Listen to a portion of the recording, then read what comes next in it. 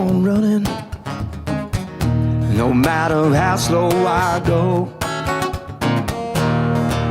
Got to keep on moving down that road, just to get to the end, to see your face. Tick tock goes the stopwatch clock as we burn my soul down to the soul. Don't even ask me what I'm thinking about, but this morning I knew it was gold. To keep on running, I got to keep on running.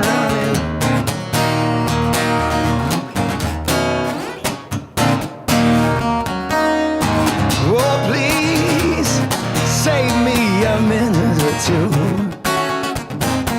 Forget about the rules, 'cause I'm almost through. Come on now, you got to keep on running. You got to keep on running. Got to keep on running, yeah.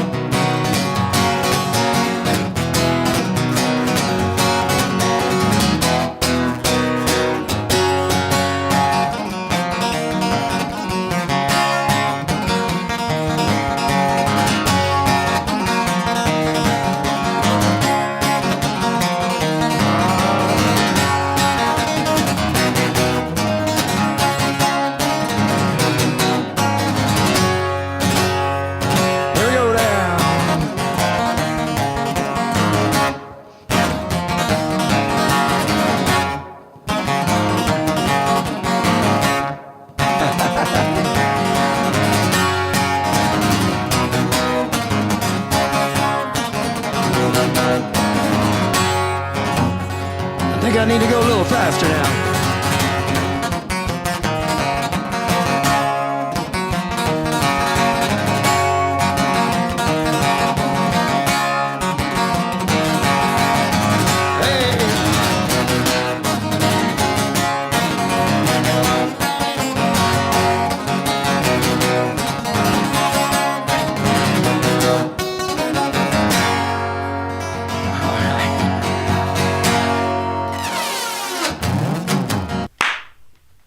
We're here in the ProMotion Studios, joined by local musician Dave Landeo. How you doing, man? I'm doing great. Good to see you. Absolutely. Thanks for coming by. So, you got any new projects going on? You've been very active on the local scene for a long time.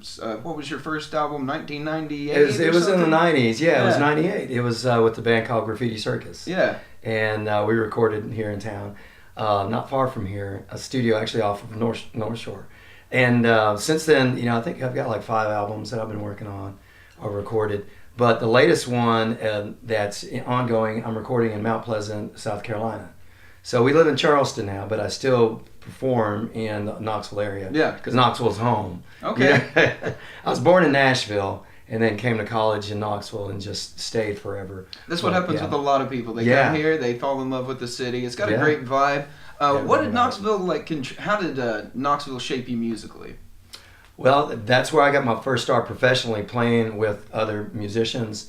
And to be honest, when I was in college, I'd be that guy just picking chords in the dorm, and next thing you know, the guy down the hall, he'd bring his, and then we're all like, hey, let's go, and so and so's got a guitar too, and it just became a big jam session. And then when I was in a fraternity for a few years later, I joined a fraternity, and then all of a sudden we had a frat band. Yeah. And then from there it was like, hey, well, there's a party, we're having, y'all want to play for free, that kind of thing. Yeah. And so that just, all those stepping stones really got me to where I am now. Like, I never regret and take for granted all those little stages that I went through. It's all an opportunity. It was opportunity, right? Yeah. That's a great word, because like for budding musicians, anybody who's like thinking about going full time or want to just get out there and perform and do your craft, I think it's important for them to just take an opportunity. Never like say, oh, I can't do that. I mean, that'd be my advice, just because you never know. Take advantage of what good you can of any opportunity. So like one day, like for as far as like that year, we had there was a band that was playing, said, hey, y'all can play during our break. And so we did, and we got this reaction. Of course, they were already feeling good. Yeah. So it was it was easy to get involved and get into it. And I thought, oh my God, I was playing bass and singing backup back then. I was like, this feels so good. Yeah. It just really did. And it's addictive. It's addictive. It becomes part of you, and it's one of those things where you actually, without you even knowing it, it's part of who you are. The music is so broad. And it's wonderful. Everybody, even if you talk to somebody and say, oh, I can't whistle, I can't play an instrument, they have it in them. Everybody has I think it's part of our heartbeat. But anyhow, as you're growing up and you're like, oh man, I've got this, I think I've got this talent. And it's just kind of like evolving. And that's what I went through, those stages in college, and then I got, So that was more the musical formative years for you. Was early college. Yeah. What was your experience before that? Were you in choir or band? A good question. I had I think I was 4 when I got my first bongos. Okay. And I was just playing around, and one of my cousins taught me how to play to a rhythm and feel it, and I was like, oh yeah, I get it. And that kind of pushed me. And then I started, listening to the Beatles and stuff like that. I'm a little older than you guys, so I was really, getting into it. I think when I was a little boy, I think the Beatles were still a band. So they were still together. That's how. Not to show my age, but But that's more like the classic Beatles that people point to. That had to have been coming out around then, like the White Album and Revolver and stuff like Revolver, that. White Album, very groundbreaking. Yeah. And so I just remember I used to grab like some pencils and play on furniture and stuff. So I started playing in the I think 5th grade band, and so I learned how to work a kit. Okay. Beginnings of the kit, and then kick, snare, hi-hat, and then it evolved into I was the main drummer for the band, and that was a big thrill. We did like a little medley to the Jackson 5. Okay. And we were like, and it's weird, we played for the PTA one night, and that was cool, and I was hiding behind the curtain, I was doing my thing. my parents were like, man, you sounded great, but I couldn't see you. And a little bit of me was because I was shy. I was kind of like, okay, I don't know, there's a lot of people out there. It's hard to be young to do that. Right, because you're just kind of thrown in. And then the next day we played for the school. Ooh. And then it was like, afterwards, we played for the school, playing everything cool, and I was more relaxed. I remember walking down the hall and guys would pat me on the back, and then suddenly I became somebody else. Yeah. It was really weird because I was the same dude, but music actually, it made me, that was kind of, it was a joy to feel that. It was kind of like, that's the payback. Well, that's like you were saying earlier. It helps you form that identity. It becomes a part of you, and it becomes something that people identify with you. It's like, that was the guy that killed it on drums, right? That school service. Right. Yeah, I was kind of labeled as that guy, and after that, I had a great experience. The rest of that school year. Not that I did before, but I just remember it was like, oh, that dude's cool. He can play drums. It helps you form particularly being young. Forming an identity and being able to walk with confidence down those halls. And people know something about you. It helps you have an identity and just with your peers. Yes, so, absolutely. It was a good feeling. Yeah. And then just like as I got older and into high school, I started learning guitar and then playing drums in a band. And then I was very novice at playing guitar, and I never had aspirations of being full-time or rock star. But you, as a musician, you kind of like, you can envision yourself like, well, maybe I could be part of the Beatles or REM. That was big in the 80s. And then, or I could be Prince, or I could be, you start thinking anything's a possibility. You know? But there's everybody, can enjoy different aspects of music, whether you're a listener or performer. Well, finding out about your rhythmic background certainly lends to what I know about your performance style on guitar, because I feel it's pretty percussive. Your style very much is so. very I feel like that's had to have influenced your style along with many of your other musical influences. When you're writing a song, is there a vibe that you're going for? You said earlier that you wrote a song in the car and then performed it right before you went on stage or went on to WBIR.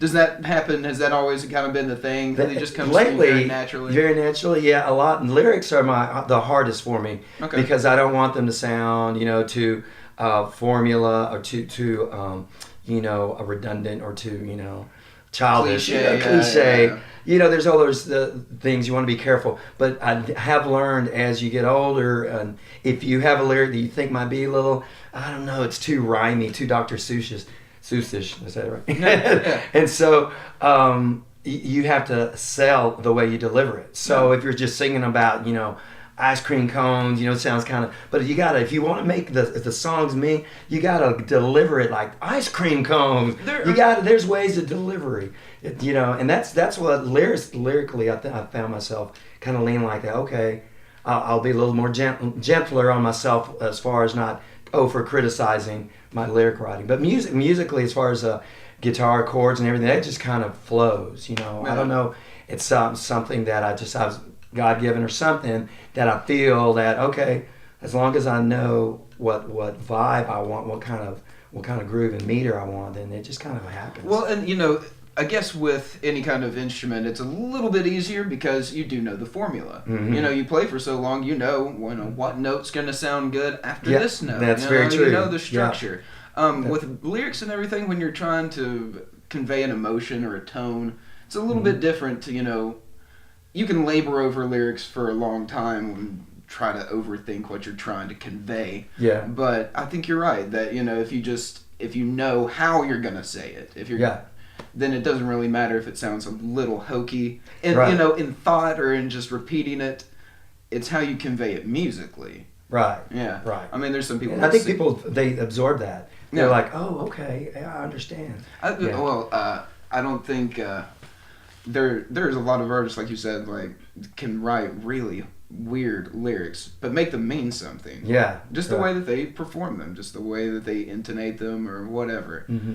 So what are you working on now? You've got the new album that you're recording. Yeah, I'm working on this album. It's like you guys know how like in studios, you go through phases where, okay, I've got this project, and then you save up money for that project and that that recording session, and then life goes on, and then you got gigs and this and that and the other, and then you go back to studio, and before you know it's 10 months. Yeah. So I never try to project when it's coming, the release date, But I've been working on this one. I think the first song was last March, so we're coming up on the 1 year.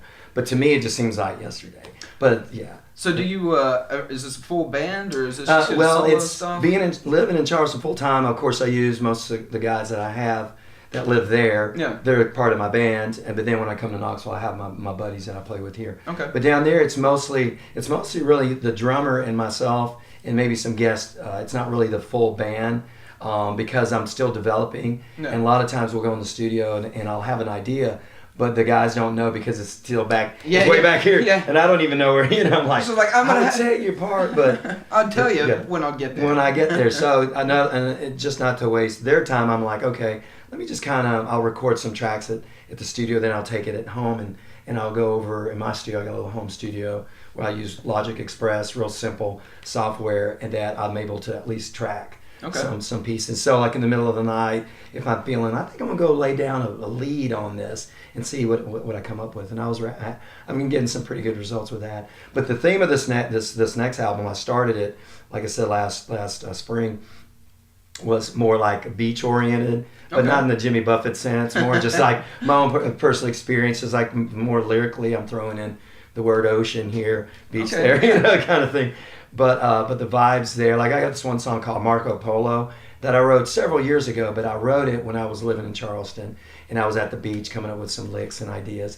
And I always thought, we were at the pool that day, we're at the community I live in, you always hear kids yelling out, Marco Polo, Marco. Mm-hmm. And I thought, oh, that'd be a great response for a live show for that kind of setting. Or in a setting, you're playing, you go, Marco, and then let people respond, Polo. So we've done that a few times. I played that at a few shows, and obviously kids and older kids who are imbibing and their little drinks. The like, older kids, yeah. So it's just little things like that, but it's not, I don't try not to overuse it in the song. It's still in production. But that's kind of the theme of this new album. And then while I'm doing that, I have other ideas for other concepts. For new material. Do you put a lot of crowd participation in your songs? You think about sometimes, that? Yeah. Sometimes, because you at play least half the time. Quite frequently. I do. I've been full time for almost 25 years. This St. Patrick's Day, been 25 years, and as a soloist. But I've been playing gigs for more years before that. Yeah. But when I went full time as a soloist, then I just decided to do all things music. So I'll do, duo, trio, band, whatever. Yeah. But yeah, I keep that in mind. I'll try to put myself in a situation if I'm in the bar, see what's going to sound good. Okay. I think I can get a response out of this. Yeah.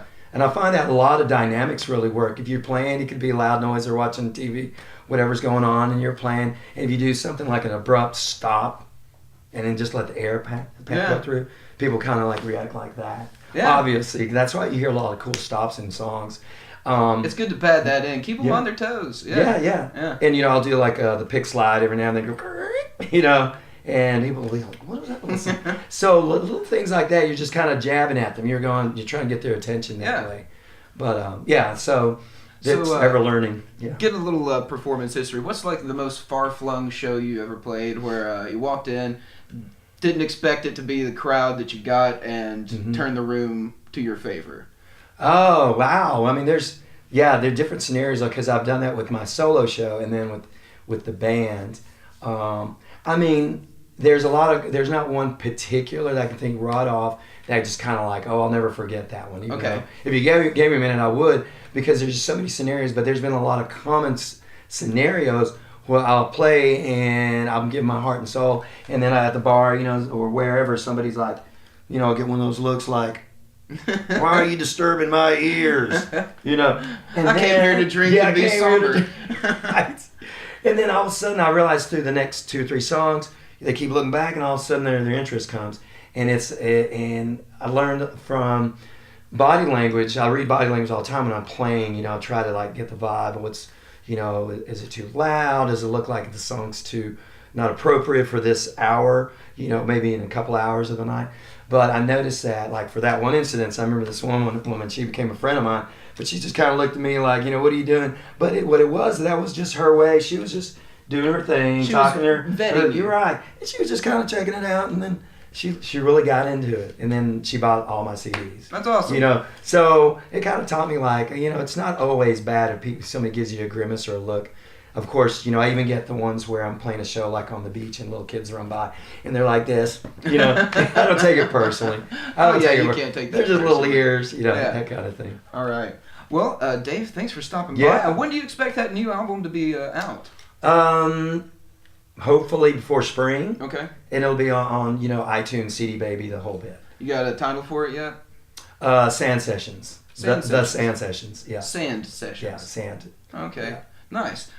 Where can people find you online? You got At like Dave Landeo? DaveLandeo.com, DaveLandeo.com. Also have a Facebook and then Facebook Musician with Dave Landeo Musician. And of course, like Instagram. I don't do Twitter much, but I've got a Twitter account. Awesome. And Venmo, in case anybody wants to just send me money. Yeah. Venmo! Just Venmo him a few dollars. Dave, you know? Dave hyphen Landeo. Maybe he'll send you a video track. I will. I'll come to your house. All right. And don't forget to follow Promotion LLC on all the social media. Click the like button and subscribe down below. That way you don't miss any promotion live session.